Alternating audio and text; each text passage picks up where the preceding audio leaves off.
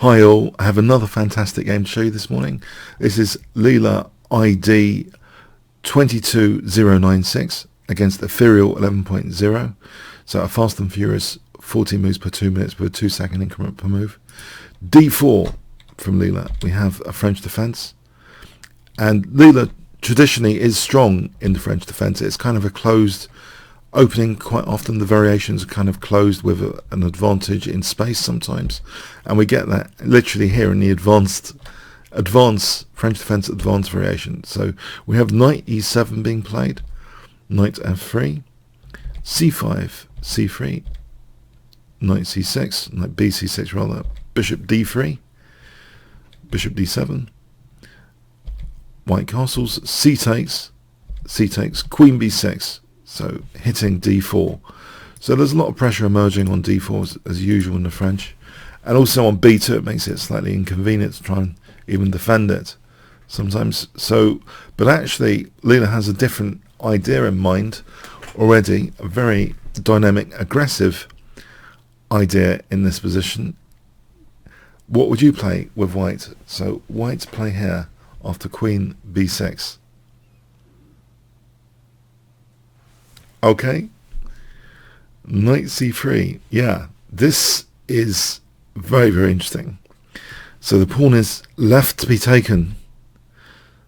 Knight takes, queen takes. So what's the idea? Well, it's actually to sacrifice another pawn with knight b5. Now, if black takes on b5 here, then bishop takes b5 check exposes a double attack on the king and the queen, and it doesn't matter about the knight, seemingly protecting the queen. It's pinned, so queen takes d4, thanks very much, winning the queen. So black played queen takes e5 here. So it's a double pawn sack in the opening, with the black king still in the center. Is there enough compensation? What is the compensation here? Rook e1 is played. Now here, Ethereal sides with queen b8. Let's have a look at some interesting alternatives. Queen f6, in fact strongest is not the tempting knight c7 check, but in fact knight d6 check, and then bang, bishop g5, trying to fork actually the queen and the king. So if queen takes, there's knight takes f7 check, winning the queen. So what does black actually do about bishop g5? Say queen takes b2, you might have spotted queen takes b2 as something to do. This continuation is very, very strong, where actually, again, instead of being interested in just taking the rook, in fact white can even press for bigger things. It's pretty crushing. The king in this fantasy line can get mated. I'll just show you this fantasy line made earlier. It's quite amusing. King's brought down the board until checkmate. So yeah, it's pretty dangerous to play queen f6 in a nutshell. So the queen goes to b8, and now guess what Leela plays? A calm but very dangerous move here. Okay, g3, simply supporting bishop f4 to further harass the queen. We have bishop takes b5. This basically gives it's a very, very difficult position here after bishop takes b5. But if we look at this, what else? If e5, then actually it seems rook takes e5 is strong, blasting black's position. Yeah, with this, with tempo gains here. Knight takes b7 check. This position, the king is being kicked, and that pins the knight, but also supports things like this. Queen a5 potentially. So we have rook c1, bishop takes. In this variation, pardon me. So rook c8, say check. This has a big advantage. So yeah, e5. Let's run this through again. Just bang. Rook takes e5. So bishop f4. And just to give another move choice somewhere as an alternative defense. If rook c8 here, then knight d6 check, knight takes c8.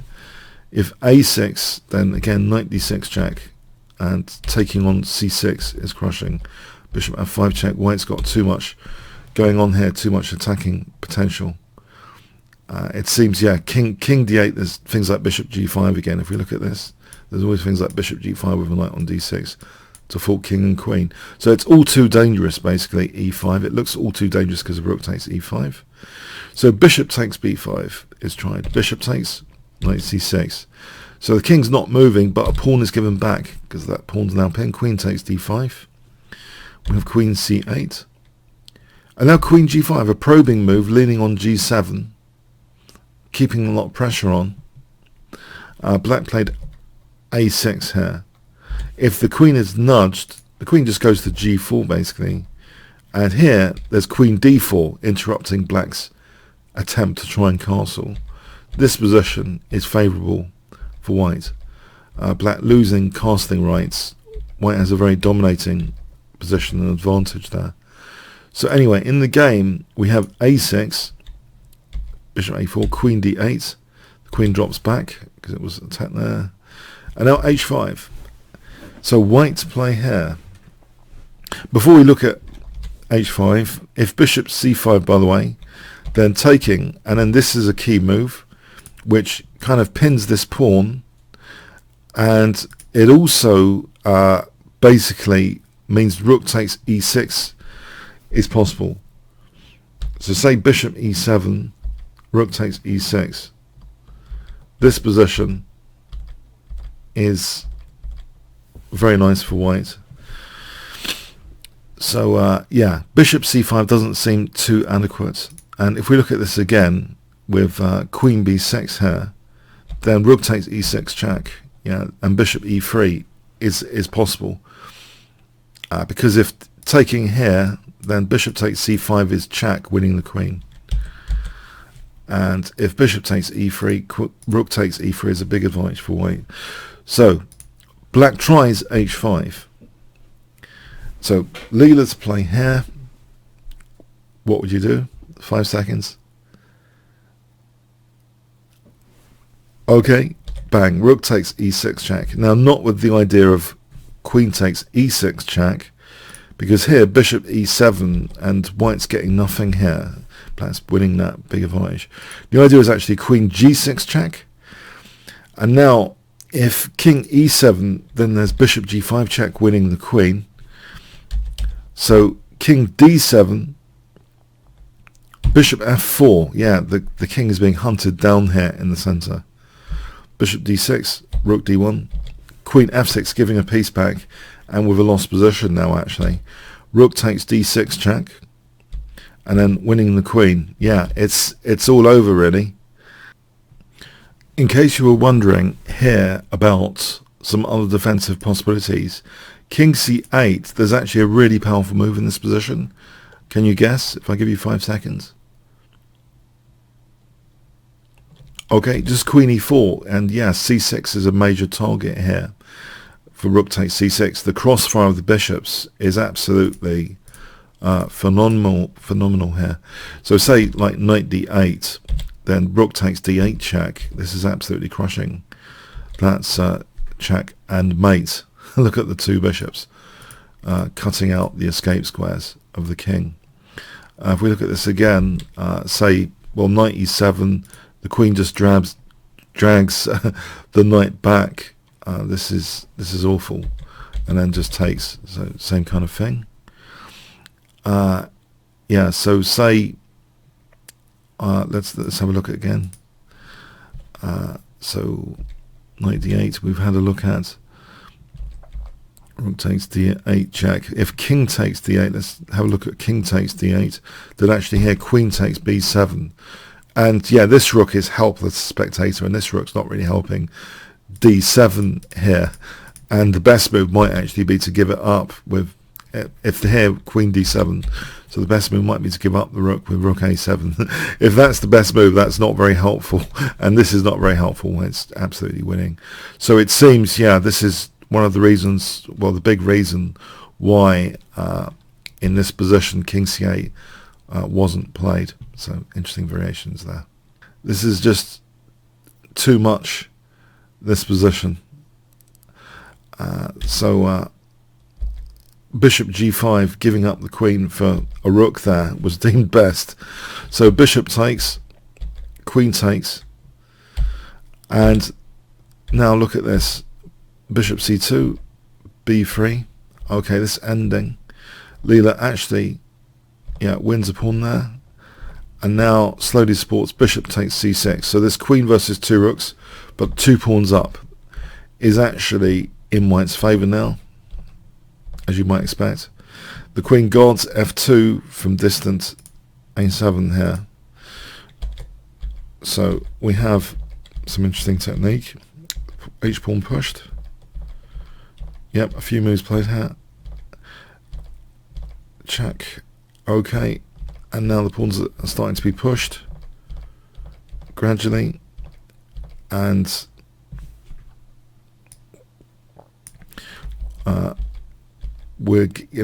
another pawn sort of given up there in desperation, kind of. And yeah, white's just pawns are just overwhelming. The game actually ended here officially. If the game continued, then for example, king g3, so this was adjudicated as a win for white. If king g3, this position, yeah, the pawns are just overwhelming. White can make inroads, for example, like this, with the h pawn being the final deadly kind of pawn to win a rook at least, and then it will become much more clear cut. So a very, very interesting game of a double pawn sack there against the Ethereal chess engine. So yeah, the 20 network's interesting, but also of course, yeah, the 30 network seems to be, the progress seems to be very, very steady, improving on the 30 network. And that is because of some of the mechanics actually, that I think they're taking the peaks and using that to start the training again. There's details in the blog, but anyway, Test 20 network, fantastic attacking player of course. If you enjoyed this game video, then please click on the top left box, which should appear shortly, to become a member of chessworld.net and play other YouTubers. You can also check out analysis in advance from the improved menu, learn from the masters, and then click YouTube order, and you'll see this analysis and others. So comments, questions, likes, shares, subscribes, all appreciated. Thanks very much.